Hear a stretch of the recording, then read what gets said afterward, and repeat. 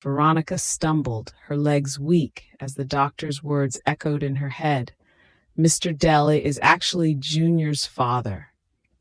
For a second, the world went silent.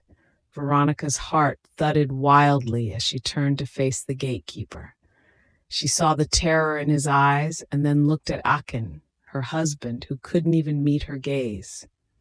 Akin was a man who seemed to have it all. As a young, wealthy businessman dealing in import and export, he traveled the world, thriving in both business and pleasure.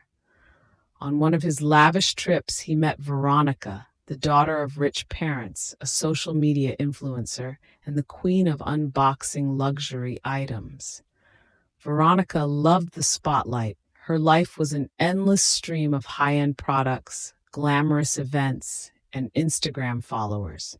They were an enviable couple, both from affluent backgrounds, and her parents eventually accepted Akin as long as he could keep up with their daughter's luxurious lifestyle. Akin was the picture of a devoted husband. He lavished Veronica with everything she desired: a personal chef, cleaners, housekeepers, and of course, Dele, their loyal gatekeeper. Veronica was warm-hearted and generous, treating Dele and the other staff like family. She'd often include them in her vlogs, showing her fans how she had such a loving household. Soon enough, Veronica became pregnant with twin girls, Tiwa and Titi. The pregnancy journey was shared on social media, from the first test to the gender reveal to the big pink luxurious car as a push gift. Every step of motherhood was documented, and her fans followed along, congratulating and admiring her glamorous family life. But one day, something unusual caught Veronica's eye. A small, white pill bottle lay on her bedside table, and when she picked it up to inspect it, Akin entered the room, his face clouded with sudden anger. He snapped the bottle away. "I am sorry, dear. It's my vitamin for relieving stress, and I have been looking for it," he said. Veronica didn't think much of it and continued replying to her followers on Instagram. Veronica would wake up in the morning and film her day. Some of her overzealous fans would comment that the twins do not look like her or her husband, but she was never bothered and saw them as trolls who are just jealous of her life. The twins grew up surrounded by luxury, while Akin continued to travel. Whenever they took trips as a family, Akin would insist that Dele, the gatekeeper, come along. Veronica often wondered why the gatekeeper needed to accompany them. "Honey, we don't need the gatekeeper on this trip. He has nothing to do for us. Perhaps who is going to safeguard the house?" Veronica questioned. But Akin would always say it was only fair since the other staff traveled with them as well. Veronica agreed and saw nothing wrong with it since they could afford it. On their trips at night, Akin would drug Veronica's wine and sneak in the gatekeeper to sleep with her. This happened many times, even at home, but no one noticed. But something doesn't seem right, and Veronica would ask why she is never aware any time they have sexual intercourse and would always be tired whenever she wakes up. "Honey, maybe you should cut down on your alcohol intake," Akin would say.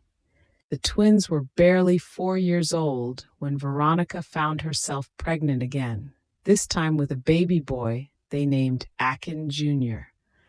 Once more, social media buzzed with congratulations as Veronica posted about the new addition to their family. They christened their baby in a big way. They invited a lot of family members, business associates, and internet celebrities. But as Junior grew, a subtle strangeness began to take shape. Unlike his sisters, who adored fancy international dishes, Junior preferred simple Nigerian foods, often lingering around the kitchen where Dele worked in his spare time. And instead of playing with his sisters, He seemed drawn to Dele. When visitors came over, they'd often comment on Junior's uncanny resemblance to the gatekeeper, but Veronica brushed it off, dismissing them as trolls or envious onlookers. Yet even she couldn't ignore how different Junior seemed. When she mentioned it to Akin, he would change the topic or remind her how kids were unique in their ways. Soon enough, Akin started to panic. One morning, Akin gave the gatekeeper a sum of 10 million naira to leave his work in city, but he rejected it. "Sir, I can't leave my children behind anywhere I go. They go, or else I will let Madam know what has been happening." Akin, hearing these, started looking for a way to stop the truth from coming out. One afternoon, Junior was playing in the yard when he tripped and hit his head. He was rushed to the hospital, and the doctor recommended an urgent blood transfusion.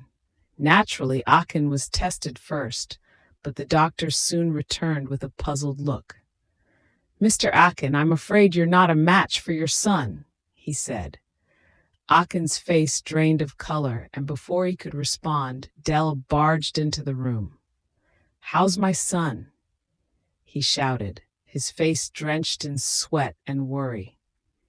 Veronica's heart stopped. The doctor looked back and forth between them, then calmly asked, "Sir, are you Junior's father?" Dele swallowed hard and nodded, his eyes cast down in shame. Veronica could barely process what was happening. She stared at Akin, who looked like he was about to collapse. "Tell me this is a joke," she managed to whisper. Veronica stood there looking confused. "Akin, what is this lunatic talking about?" Veronica asked. Akin started stammering. Veronica collapsed and was rushed to the emergency room. Akin was in the emergency room, sitting beside Veronica's bed. Hours later, she woke up and said, "Akin, tell me that I am dreaming. Tell me that none of that happened." "I will kill myself if you don't tell me the truth," she threatened.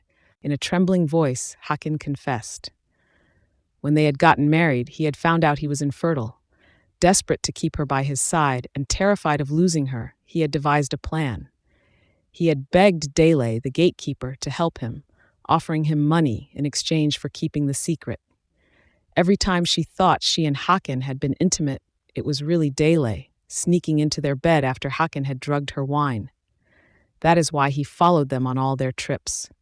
"I love you, Veronica. That's why I kept these away from you," he sobbed. Veronica shouted, "Leave this room in my life. You have ruined me," she cried. As Akin stammered his confession, Veronica felt sick. She clutched her stomach as the betrayal hit her. Her whole life had been a lie.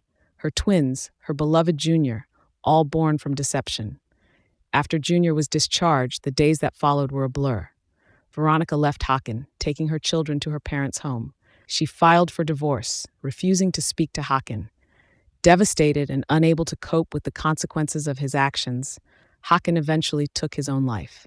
Veronica, broken but determined, slowly withdrew from social media, erasing every trace of the life she thought she knew.